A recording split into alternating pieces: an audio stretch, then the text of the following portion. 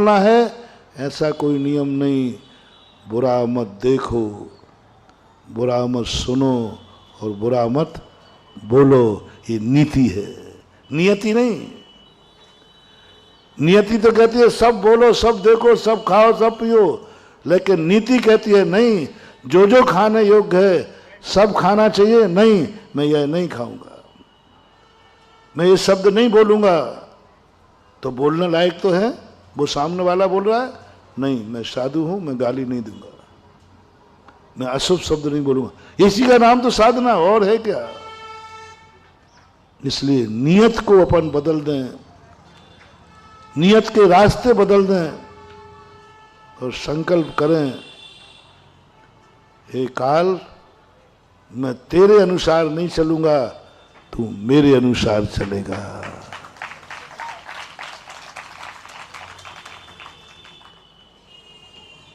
कर्म कहता है सो जा। आज तक कोई कर्म नहीं है तुम्हें जगाता हो। 5 निद्राएं सुलाती हैं, सो जा। कर्म सुलाता है, धर्म जगाता है। तुम्हारी माँ जब सुनाती है वो कर्म से मिली है तुम्हें माँ, तो वो सुलाती है। जब भी माँ गोदी में उठाएगी बेटे को सुलाने के लिए उठाती है 90%। और सो रहा हो तो माता को बड़ी शांति, सो रहा है, चुप चुप चुप चुप, बिल्कुल चुपचाप बेटा सो रहा है। बेटा सोता हुआ देखकर माँ को बड़ी खुशी होती है और जाग जाए तो सुलाती है, सो जा बारे वीर, वीर की बालैया ले गए जमुना के तीर, तू तो सो जा बारे। और इतनी और कहेंगे, मेरी निंदिया तो लग जाए मैं जागूं, तू तो सो जा। मेरी निंदिया तो लग जाए। ओहो, अब हमारी माँ देखो, हमारी माँ सोते हुए देख करके दुखी होती है। ओहो, ये सो रहा है, ये सो रहा है। जिनवाणी माँ, शास्त्र की बात कर रहा हूं, जो सो रहा है, जाग मोहन प्यारे जाग।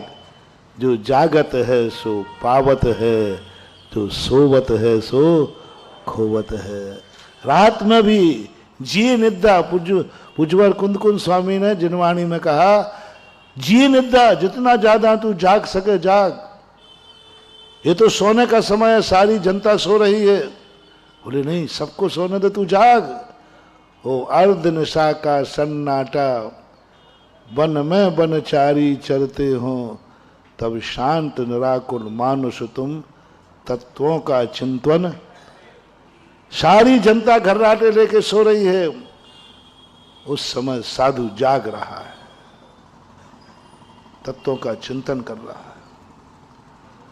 और जिनवाणी माँ बेटे को जागते ही देखती खुश होती है, अरे मेरा बेटा जाग रहा है, बहुत अच्छा है। संसारी माँ में और हमारी जिनवाणी माँ में इतना ही अंतर है।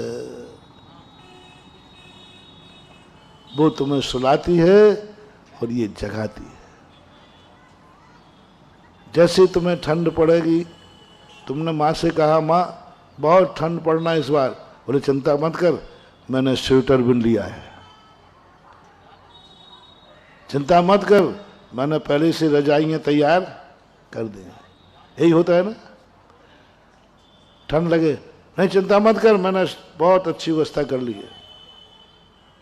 हम अपनी मम्मी की बात बताऊं, हमारी जिनवाणी माँ कहती है, माँ इस बार बहुत ठंड पड़ना है। अच्छा बहुत ठंड पड़ना है, तो ऐसा कर, नदी किनारे रात बिताना है। अब तुझे कुछ ओढ़ना नहीं है, बिना ओढ़े रहना है, क्योंकि इस बार ठंड ज्यादा पड़ना है। और गर्मी पड़े, तुम्हारी मगर कोई बात नहीं, गर्मी पड़ने दे, मैंने कूलर हिला, ठंडाई फंडाई सब व्यवस्था कर ली है। और हमारी माँ कहती है, क्या कह रहा है, हाँ इस बार बहुत गर्मी पड़ना है। ठीक है, दिन के 12 बजे किसी पहाड़ की खुली शिला पर बैठना है, वो सुन ले। शीत ऋतु नदिया के किनारे गिरीश मृत्यु पर्वत के ऊपर।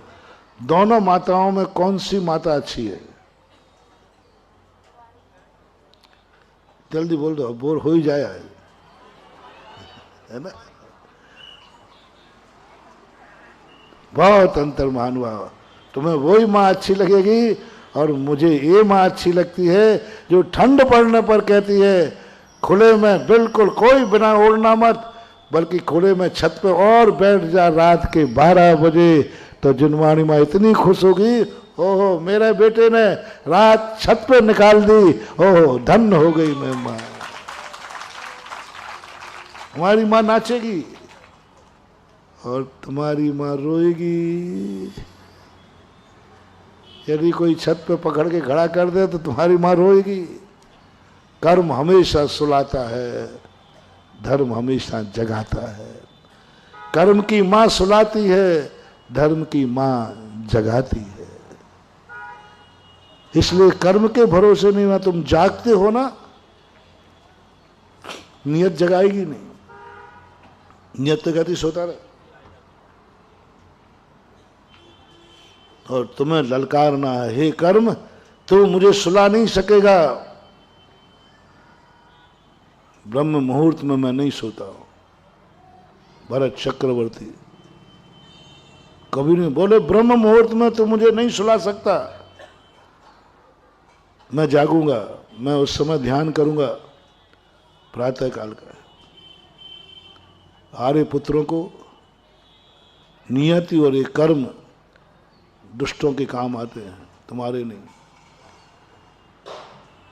सज्जन पुरुष जो होता है, आर्य पुत्र जो होते हैं, उनको सुला नहीं सकता कर्म। वो कहता मैं जागूंगा, सूर्य उदय होने वाला है। बहुत अच्छा मैंने कहीं पढ़ा था कि हनुमान जी जब लंका जाने लगे तो रामचंद्र जी से पूछते हैं कि प्रभु ये बताओ, हम आकाश मार्ग से उड़ के जा रहे हैं, आकाश मार्ग, तो हमें बार बार नगरों में उतरना पड़ेगा, तो टाइम वेस्टेज होगा। लंका की कोई निशानी बताओ जो हम ऊपर से ही देख ले कि लंका ये है। तो क्या गजब का निशाना दिया, सावधान।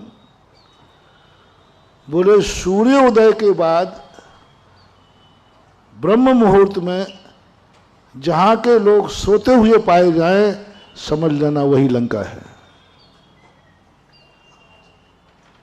क्योंकि आर्यपुत्र कभी सूर्य उदय के समय सोता ही नहीं।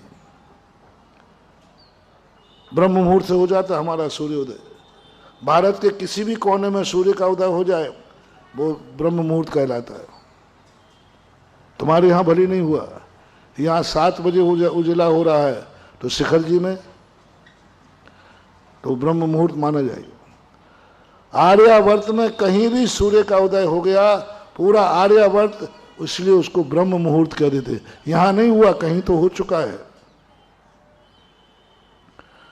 कभी आर्यपुत्र कभी सोता नहीं, कभी सोया नहीं, कभी उसको सूर्य सोता हुआ देख ही नहीं पाया, क्योंकि सूर्य उदय के पहले उठता था और सूर्य अस्त होने के बाद सोता था। उसने सोचा, यही सोचा है कभी सोता भी है कि नहीं। हनुमान जी चले गए बेचारे, और पूरी भारतवर्ष पार करने के बाद लंका में सब सो रहे थे। बस एक घर में एक व्यक्ति जाग रहा था, विभीषण। बोले ये सब आर्यपुत्र का घर होगा, वो वहीं उतर गए। आगे की सब कथा बाद में। यदि आज हनुमान जी उसी टारगेट को लेकर के निकल पड़े कि चलो देखें लंका के क्या हाल चाल है, और लंका की निशानी क्या है, सूर्य उदय के बाद जो सोवे वही लंका है, तो आगरा का क्या होगा।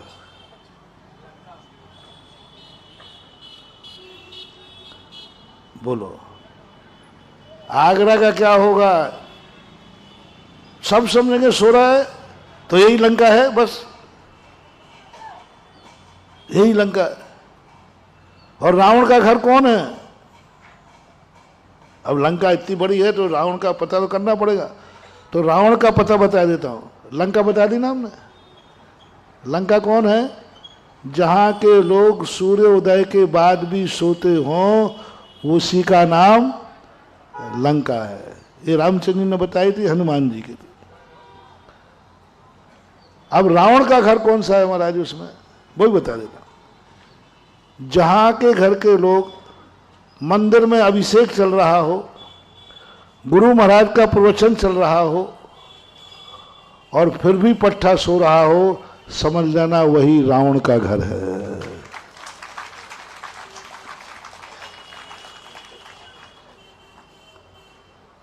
रिपीट करूं? भगवान का तो क्या हो रहा है? अभिषेक पूजन हो रहा है और महाराज के प्रवचन भी चालू हो गए और महाराज आहारचर्या को भी उसके बावजूद भी पट्टा सो रहा है। वही रावण है और वही रावण का घर है। और परिवार के लोग और सो रहे हैं तो पूरे ही घर रावण के ही घर मानो। बोलो कितने रावण निकलेंगे?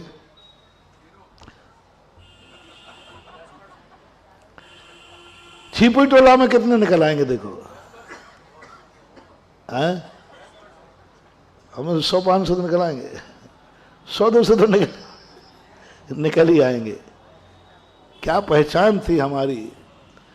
सूर्य हमें नहीं जगाता था, हम उगते हुए सूर्य को देखते थे।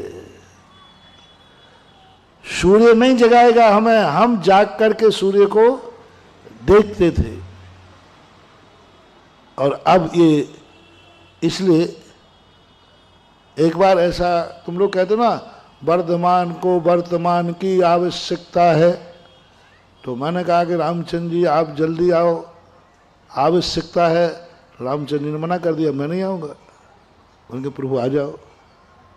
देखो बहुत रावण बहुत ज़्यादा उबला पाठ कर रहे हैं बहुत। तो रामचंद्र का मैं नहीं आऊँगा। मैंने क्यों? बोले क्यों? मैंने कहा क्या बात है, इतनी नाराजगी क्या है? सबकी तरफ से मैं क्षमा मांग लेता हूँ। राक्षसों का नाश करने के लिए आप अवतार लेते हैं तो अब आओ। अब तो एक राक्षस था, अब तो बहुत राक्षस है, इनका नाश करने के लिए आओ। हनुमान जी आओ इस लंका को जलाने के लिए। रामचंद्र जी कहते मैं तो नहीं आऊंगा। मैंने क्यों? बोले एक रावण को ही हमें पसीना आ गया था, एक रावण को ही बस में करने में हमें लक्ष्मण को बेचारे को बेहोश करना पड़ा, विदेही का अपहरण हुआ। सबको मालूम है क्या, जब एक रावण को इतना बस करने में, आज तो ओहो घर घर लंका, घर घर रावण, इतने राम कहाँ से लाऊं? घर घर कंसा, घर घर मथुरा, इतने श्याम कहाँ से लाऊं?